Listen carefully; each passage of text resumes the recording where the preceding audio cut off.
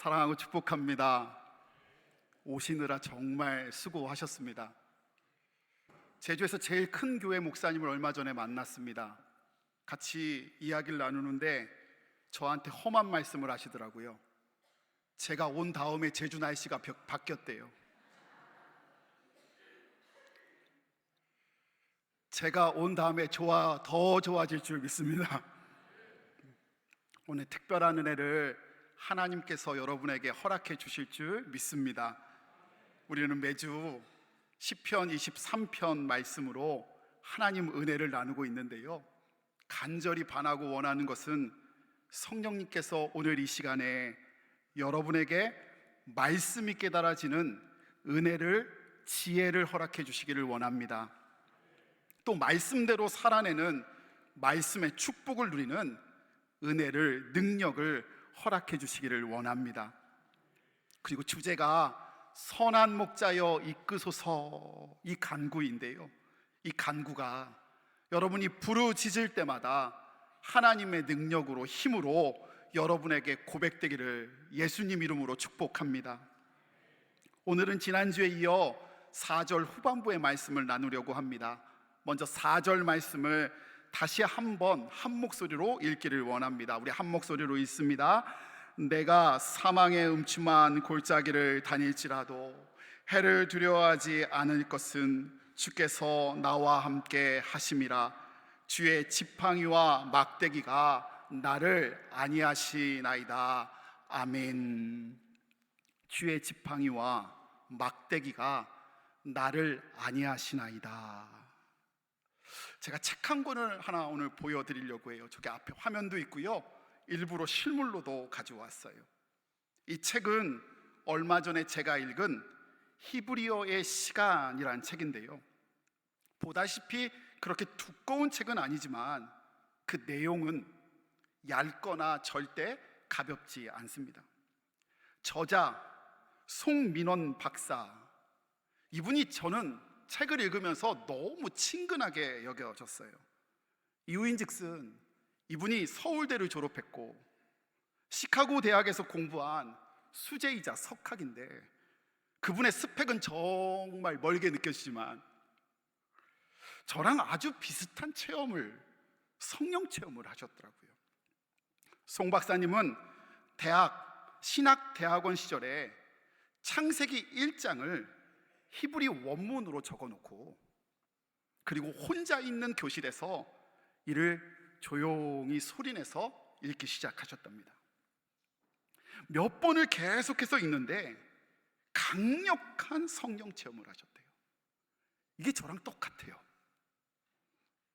그런데 그 송 박사님은 그 이후로 지금까지 매일매일 히브리어를 공부하고 또 가르치는 분이 되셨으니 이 책이 가볍지만 작지만 얼마나 집약되어 있겠습니까?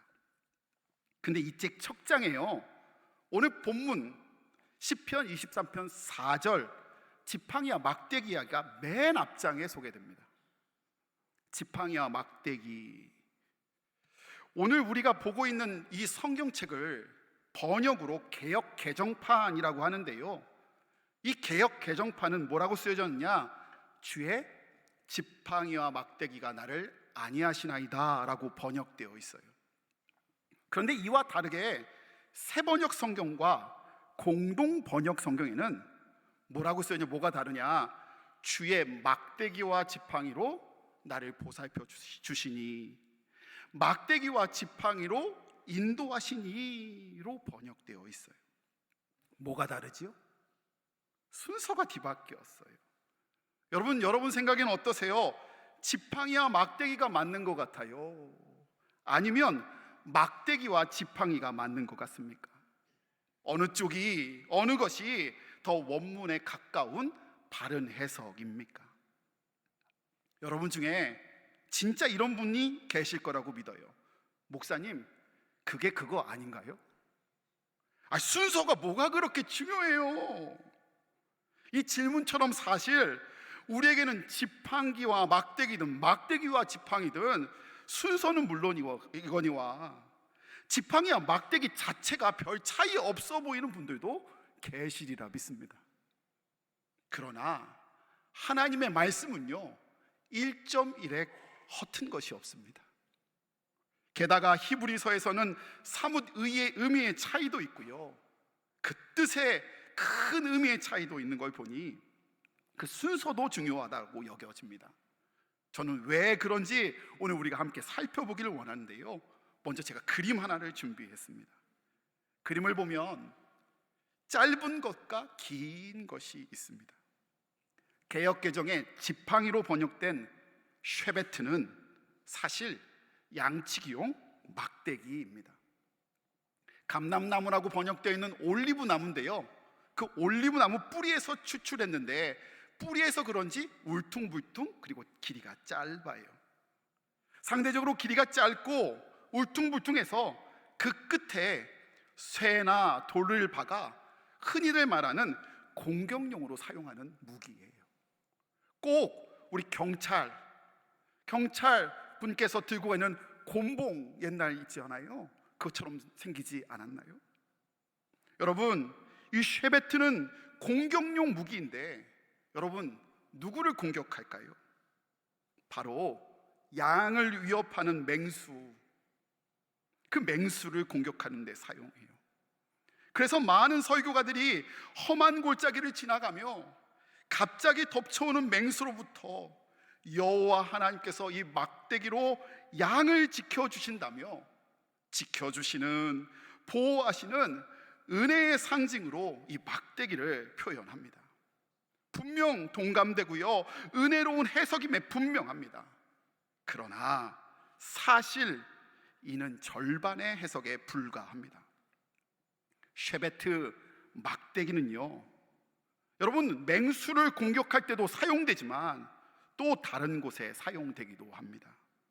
바로 험한 골짜기를 지나가며 양이 자기 멋대로 갈 때, 또 길을 잃으려 할 때, 또 양이 지들끼리 싸울 때 목자는 이 쉐베트 막대기로 양을 징계하는데, 치는데 사용합니다. 무슨 의미인지 아시겠지요? 그래서 아주 중요한데요, 구약 성경의 다른 구절들을 살펴보면 이 쉐베트가 매, 채찍, 회초리로 번역되기도 합니다. 똑같은 단어인데요, 예를 들면 사무엘하 7장 14절에 내가 범하면 내가 사람의 매화 할 때 이 매가 바로 쉐베트예요. 그리고 시편 89편 32절에 내가 회초리로 그들의 죄를 다스리며 할 때 이 회초리도 바로 쉐베트입니다. 바로 매, 회초리, 초달, 징계, 이 모든 것이 막대기 쉐베트인 거예요. 쉐베트는 다름 아닌 징계의 도구, 질타의 도구, 우리를 때리는 도구라고 번역할 수 있는 겁니다. 반면에 개역 성경이 막대기로 번역하고 있는 미슈에넷이라는 단어는 바로 지팡이입니다. 하나 남았지요? 길고 구부른 것. 미슈에넷은 저렇게 길고 구부러진 것으로 환자나 노약자, 거동이 불편한 사람들이 짚는 지팡이를 뜻합니다. 성경 곳곳에서 먼 길 가는 나그네, 지친 이들이 짚고 의지하며 다시 힘을 얻는, 일어서는 말 그대로 위로 용기 세워줌, 바로 미슈에넷 지팡이입니다. 우리가 힘이 없을 때, 또 낙심할 때 일으켜주는, 그래서 길을 계속 갈 수 있도록 하는 은혜가 바로 미슈에넷 지팡이인 것입니다. 정리해 볼까요? 쉐베트 막대기는요, 공의의, 정의의 하나님이 바른 길로 인도하기 위해 때로 꾸짖고 책망하시는, 이렇게 표현해도 될까요? 무서운 하나님을 상징합니다. 미슈에넷 지팡이는요, 세임 주시는, 위로와 용기 주시는, 사랑과 격려에 바꿔 말하면 따뜻한 하나님이라고 상징할 거라고 표현할 수 있을 겁니다. 여러분, 질문할게요. 그러면 여러분은 막대기, 쉐베트, 꾸짖고 책망하시는 무서운 하나님이 좋으세요? 아니면 지팡이, 사랑과 격려의 위로에 따뜻한 하나님이 좋으세요. 저는요, 고민해 봤더니 따뜻한 하나님이 좋아요. 여러분도 그러시지요? 그런데 분명한 것, 우리가 잊지 말아야 할 것은요, 하나님은 우리에게 둘 다 할 수 있는 분이심을 우리가 믿어야 합니다.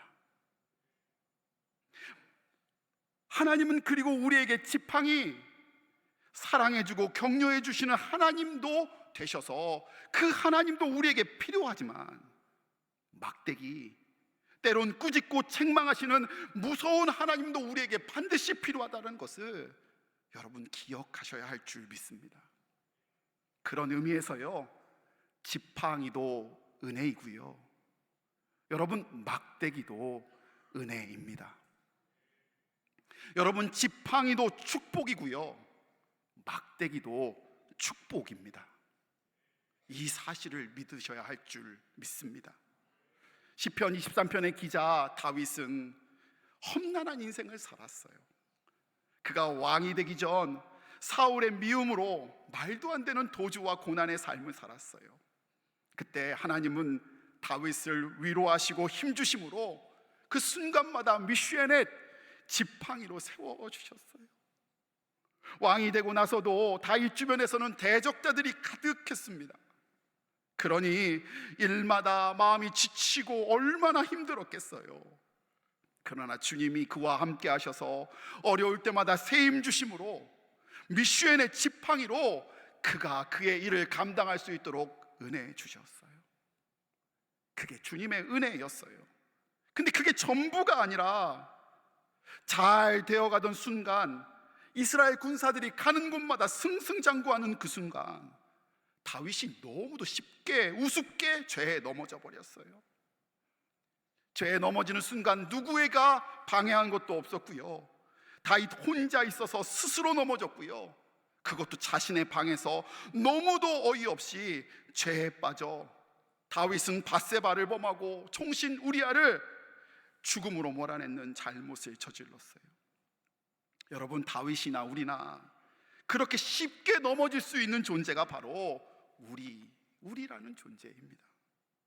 그런데요, 그때 하나님은 그런 다윗을 가만두시지 아니하시고 나단 선지자를 보내주십니다. 바꿔 말하면 쉐베트, 막대기로 때리신 거예요. 치신 거예요. 여러분, 근데 한번 생각해 보세요. 그 내리침이 다윗에게 수치입니까? 아니요, 축복이었습니다. 은혜였습니다. 나단이 다윗 왕에게 왕의 궁궐에서 왕의 죄를 밝히는 것, 저는 결코 쉬운 일 아니라고 생각해요. 목숨을 걸어야 하는 일이고 모든 것을 포기해야 할 수도 있는 일이었어요. 그러나 하나님께서 쉐베트 막대기를 드셔서 나단을 사용하시는 거예요. 다윗은 쉬운 일이었습니까?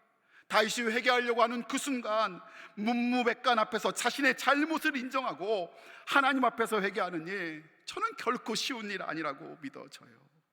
그러나 하나님께서 다윗을 사랑하시고 인도해 주셔서 책망하시고 회개케 하시며, 나단을 통해 책망이 다윗에게 축복이라는 사실을 알려주시는 거예요. 여러분, 그러면 여러분에게 적용해서 저를 한번 생각해 보시면서 대답해 보십시오. 여기 앞에 있는 장지연 목사에게요, 쉐베트, 제가 이번에 아예 말을 만들었어요.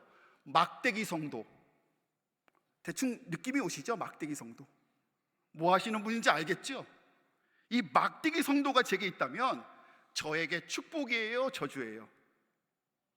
남의 일이라고 쉽게는 말을 안 하시네요. 애정으로 충원하시는 장로님, 보면 쫓아와서 뭐 할 말이 많으시대요. 그리고 만나면 교회가 이렇다는 등, 목사님 이래야 된다는 등, 권사님, 또 집사님, 성도님, 특히 다음 세대 청년들과 청소년들이 그렇게 막대기 성도 되어진다면, 여러분, 그건 분명 저에게, 우리 교회에 저주예요, 축복이에요? 축복입니다. 축복이에요. 여러분, 근데 부탁해요. 막대기만 하면 안 돼요. 나 막대기 잘할 수 있어 막대기만 하면 안 되고요, 지팡이도 하셔야 해요. 저는 그렇다 치고요, 그럼 여러분에게 묻겠어요. 제게 쉐베트가, 우리 교회의 막대기가 축복이라면 여러분은 어떠세요? 여러분 교회에, 여러분 가정에, 여러분 직장에 여러분에게 막대기 들어줄 사람이 있습니까? 있어요? 아니, 다시 물어볼게요. 여러분 막대기, 여러분의 잘못이 들려졌을 때 그 잘못에 대한 지적을 들을 마음과 귀는 있어요? 하는 순간 큰일 나죠. 목사님이 사랑이 없어. 목사님이 어떻게 그런 말씀을 할 수 있어? 난리 나죠. 설교할 때도 이렇게 쳐다봐요. 여러분, 쉐베트 막대기는 우리에게 꼭 필요한 축복이에요. 찬송가 527장 어서 돌아오라는 찬송이 있는데요, 그 가사가 이렇습니다.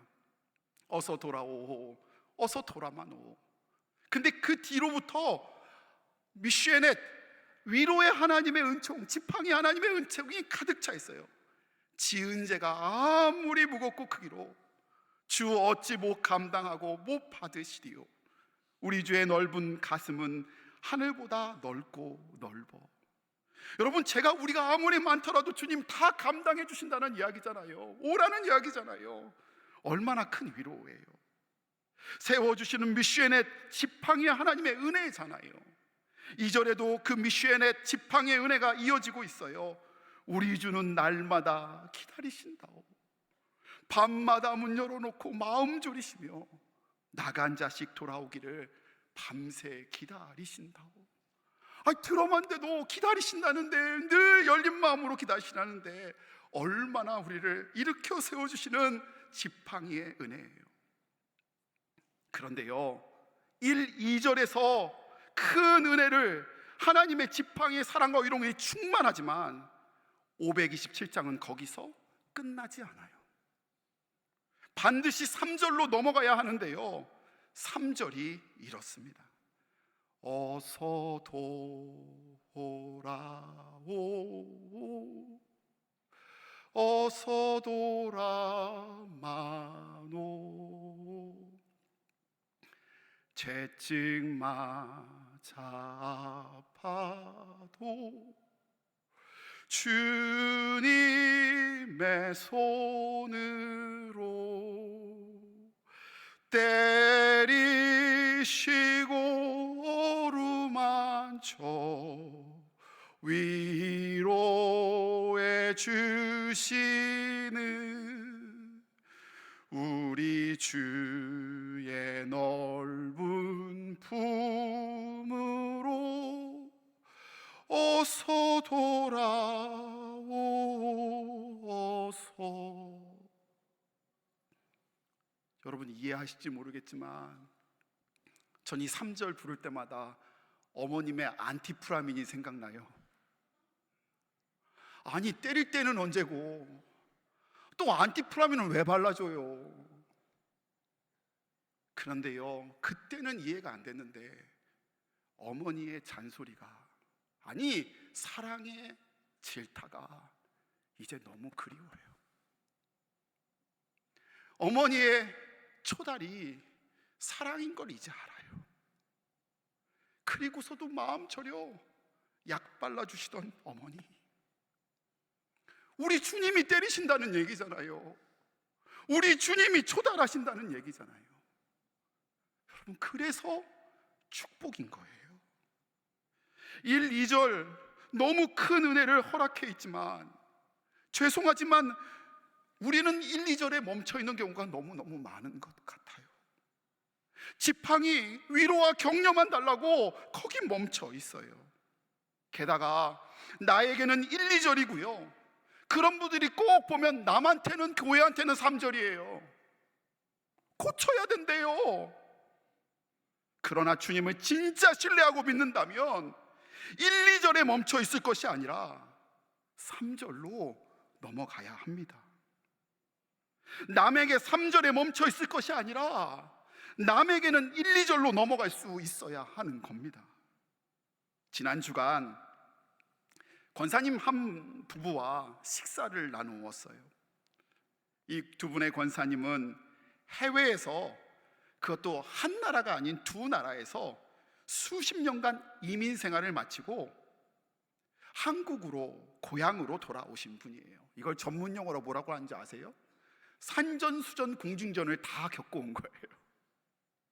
그런데요, 이분들이 식사를 하시다가 남편 권사님이 진짜 스쳐 지나가면서 말씀하셨는데요, 제게 너무 큰 감동이 됐어요. 제게 이렇게 말씀하셨어요. 들어보세요. 하나님께 너무 감사해요, 목사님. 이민 생활 마치고 고향으로 돌아오면서 여러 가지를 놓고 하나님께 기도했는데 하나님이 기도의 응답으로 좋은 교회와 좋은 목사님을 만나게 하셨어요. 이렇게 아멘들을 안 하세요, 남의 일이라고.